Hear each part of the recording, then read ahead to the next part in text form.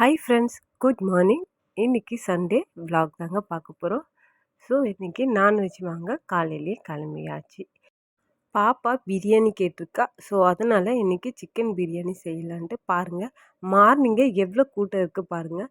நாங்கள் வழக்கமாக இந்த கடையில் தான் சிக்கன் வாங்குவோம். ரேட் கொஞ்சம் அதிகமாக இருந்தாலும் பட் டேஸ்ட் நல்லாயிருக்கும். சிக்கன் குவாலிட்டியும் ரொம்ப நல்லாயிருக்கும். பாருங்கள், இதுக்கே ஒரு ஆஃப் அன் ஹவர் ஆகிடுச்சிங்க. ஒரேடியாக வாங்கிட்டு வீட்டுக்கு வந்தாச்சுங்க. வந்துட்டு இன்றைக்கி சிக்கன் பிரியாணியும் சிக்கன் 65 அண்ட் முட்டை வச்சுக்கலாம் அப்படின்ட்டு பிளான் போட்டாச்சு. ஏன்னா பாப்பா ரொம்ப நாளாக பிரியாணி கேட்டிருந்தா. ஸோ வீட்டுக்கு தேவையான கொஞ்சம் திங்ஸ்லாம் வாங்கிட்டு அரிசிலாம் வாங்கிட்டு வந்தாச்சுங்க. வந்துட்டு பாருங்கள், சிக்கனை நல்லா வாஷ் பண்ணி எடுத்தாச்சு. கொஞ்சமாக 65க்கும் கொஞ்சமாக பிரியாணிக்கும் கழுவி நல்லா வாஷ் பண்ணி எடுத்தாச்சு. மஞ்சள் போட்டு அரிசியும் கழுவி ஊற வச்சாச்சு. பாருங்கள், சிக்கனும் நல்லா மஞ்சள் போட்டு நல்லா வாஷ் பண்ணியாச்சு. நான் இன்றைக்கி இந்த மெத்தடில் தான் பிரியாணி செஞ்சேன். புதினா, பச்சை மிளகா, இஞ்சி பூண்டு அரைச்சி இந்த மெத்தடில் தான் பிரியாணி. சிக்கன் 65க்கு மசாலாலாம் போட்டு ஊற வச்சாச்சு. பிரியாணிக்கு மசாலாலாம் போட்டு ஊற வச்சுட்டு ஒரு சைடு முட்டையை வேக வச்சாச்சு. ஸோ டிஃபனுக்கு தோசை தாங்க. ஆல்மோஸ்ட் அவங்க கடையில் வடை வாங்கிட்டாங்க 2 பேருக்கும். ஸோ அவங்க 2 பேருமே வடை வச்சு தோசை வச்சு வீட்டில் இருந்த சாம்பார் வச்சு இன்றைக்கி டிஃபனை முடிச்சாச்சு. ஸோ பிரியாணி செய்யவும் ஸ்டார்ட் பண்ணிட்டேன் நான்.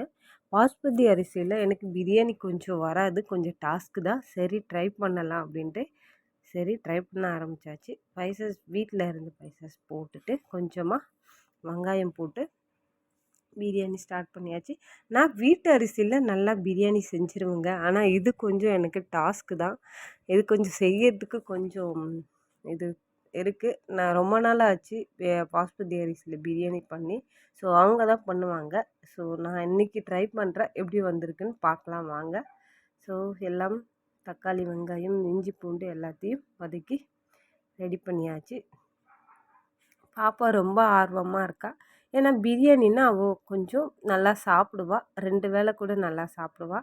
ஸோ அதனால தான் இன்றைக்கி அவள் கேட்டதுனால இந்த வாரம் நாங்கள் பிரியாணி பிளான் வச்சாச்சு. பாருங்கள், சிக்கனும் ஒரு சைட் ரெடி ஆகியாச்சு.